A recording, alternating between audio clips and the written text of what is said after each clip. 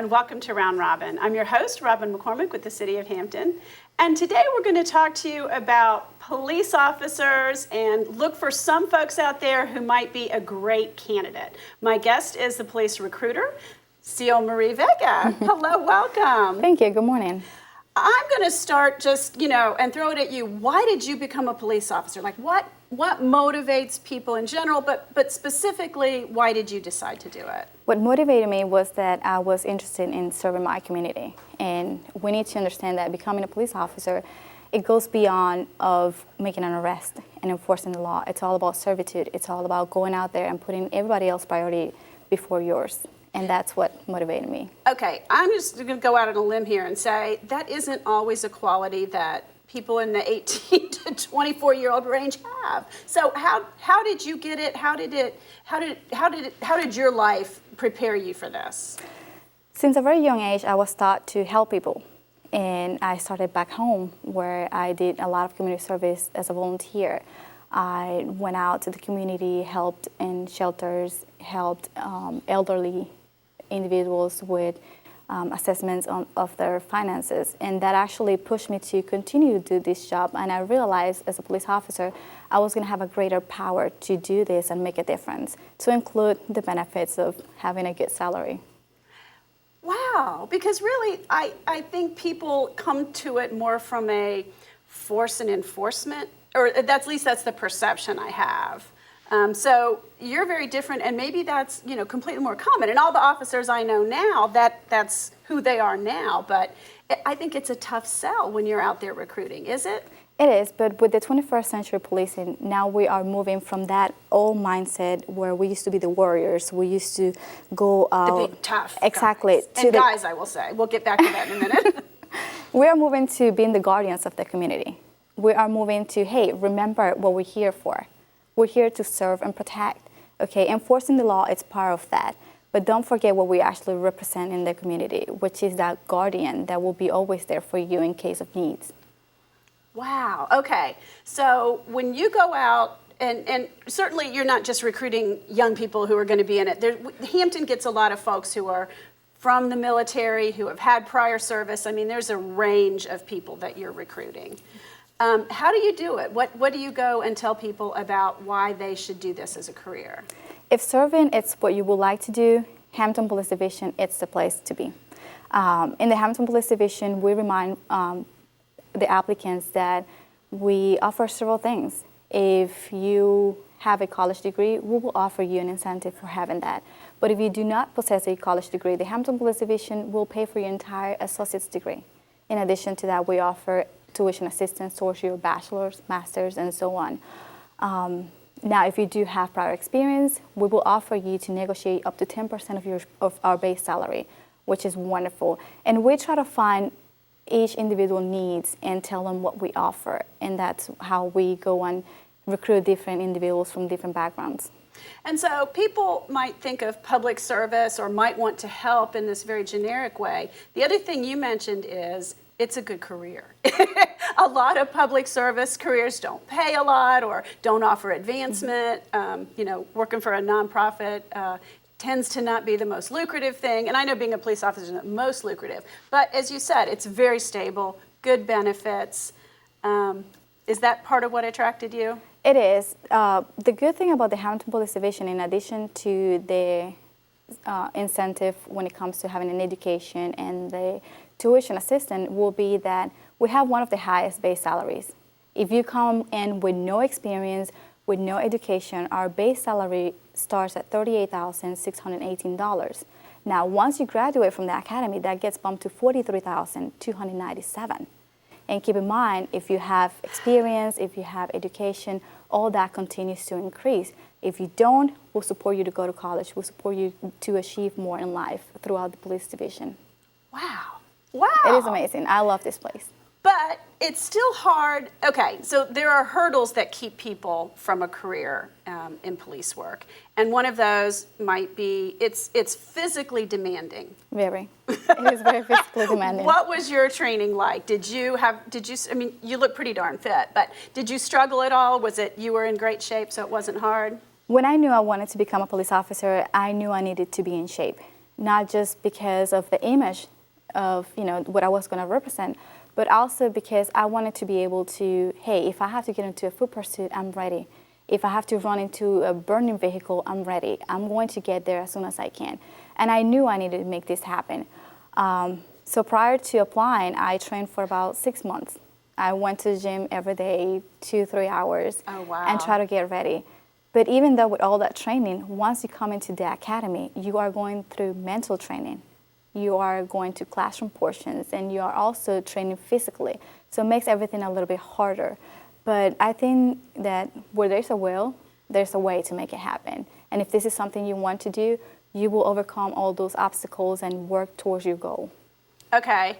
And then the other issue is our 18 to 25-year-olds are not necessarily people who have 100% clean backgrounds. Sometimes generational marijuana use might be a little more prevalent than it was 20 years ago. I mean, there's things that could keep people from applying or thinking they can apply. So what are the rules there about having a few clouds in your background? Well, absolutely.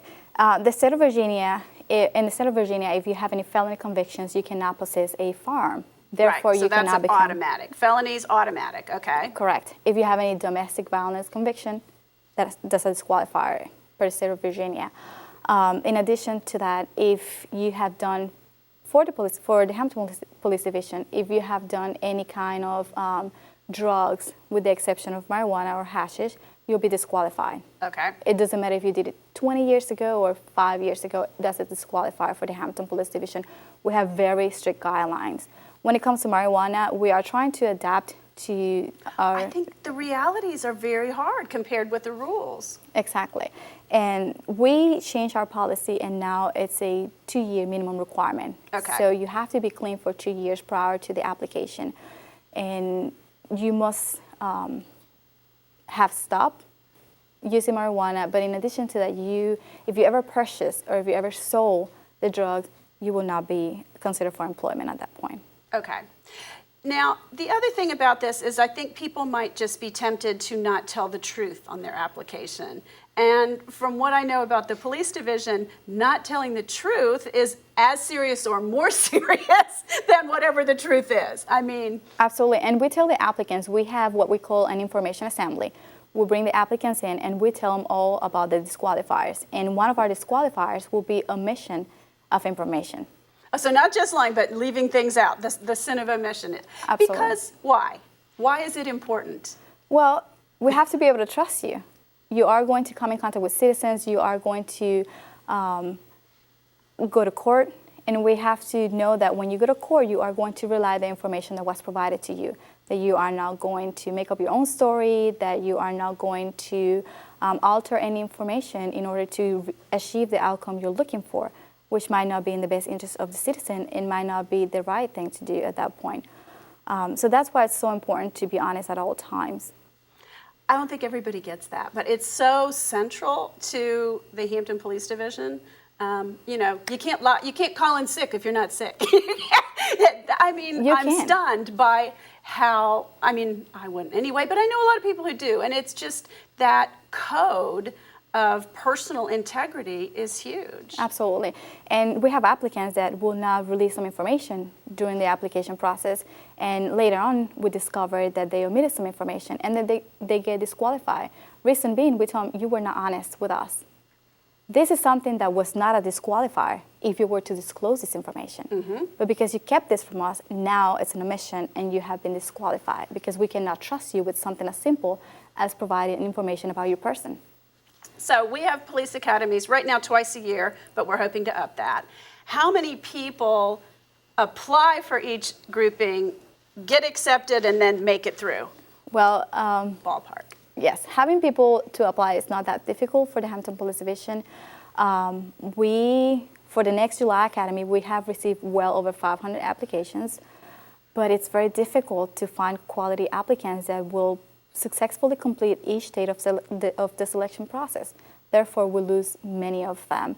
Our next Academy, we are targeting for 25 people, and I think we are going to meet that number, but it has been very difficult. We have attended 27 recruiting events. We have conducted over, I will say, 7 assemblies, and we are doing everything we can to find these good quality people to join the Hampton Police Division. It's just very difficult. So, okay, this is touchy subject, but in the national consciousness right now, police are not always looked on favorably because of some incidences of minority and where they don't align with their community, where there's excessive use of force, or at least a perception of excessive use of force. Does that affect you in trying to bring people into the profession? People will question you. What are you doing different from any other police division? And we tell them the Hampton Police Division is all about transparency. With that being said, we have issued our patrol officers with body cameras. In addition to that, we are encouraging our officers to do community policing, to get out of their vehicles, to do what we always done. Hey, go and talk to the business owner. Go and find out what's going on, what's happening, if they need anything. Build that relationship. So when anything happens across, anywhere in the nation, our citizens always remember, hey, when I came in contact with this officer, he or she was very respectful. He or she cared for my needs, and he or she came to my business without being called. And that's why I feel it's very important, to continue with that relationship with the citizens. And that's what makes a difference between us and any other police division. I will also say you are not a big burly white guy, which is kind of the perception of police, and that a lot of times when there have been incidents, the police staff diversity does not always reflect the community diversity.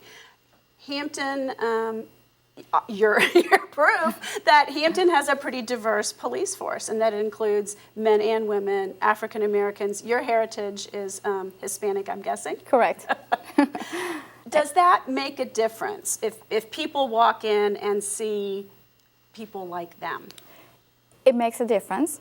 For an example, I speak Spanish. And if I was to approach anyone from the Hispanic community, it opens that communication door.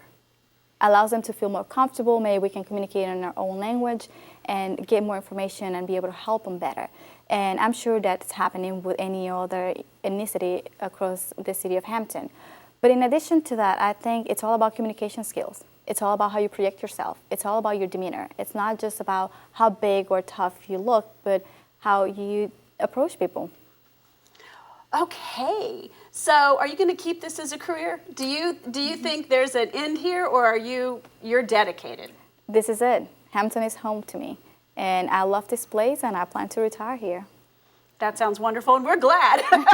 We want you here in recruiting and in community policing because, the crime rate right now is going up, which it hasn't in decades, and I think that's not a Hampton trend, that's a national trend, but that community policing effort, that confidence and transparency in the police is crucial for a community. So I agree with you. we want you to go out there and get us some more great officers. So if somebody is hearing this and thinking, maybe this is a career for me, or maybe it's a career for my son or daughter or neighbor, how do they get in contact and get in the pipeline? Because you can't say, oh, there's an academy, I'm going to apply today.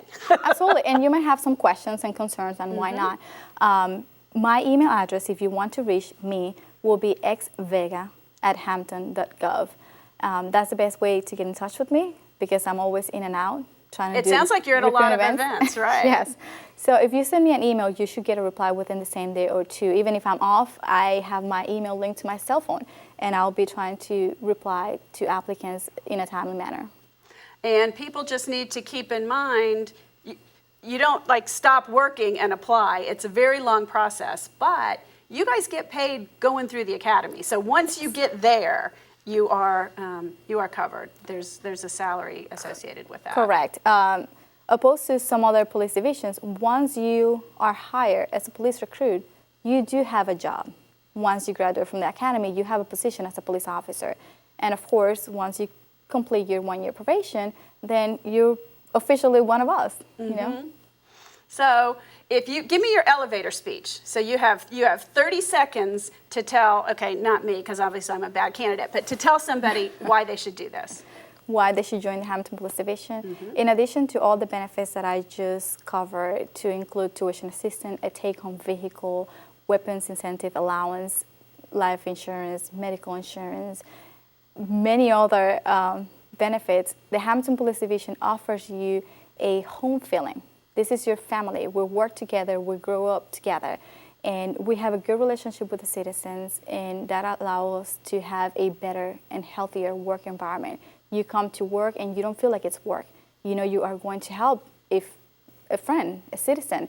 And I think that's why you should choose the Hampton Police Division, because of the benefits, but also the relationship we have with our citizens. Thank you. Thank you so much, Xiolmarie. And I'm sorry if I butchered your name. I appreciate you coming by. Well, thank you.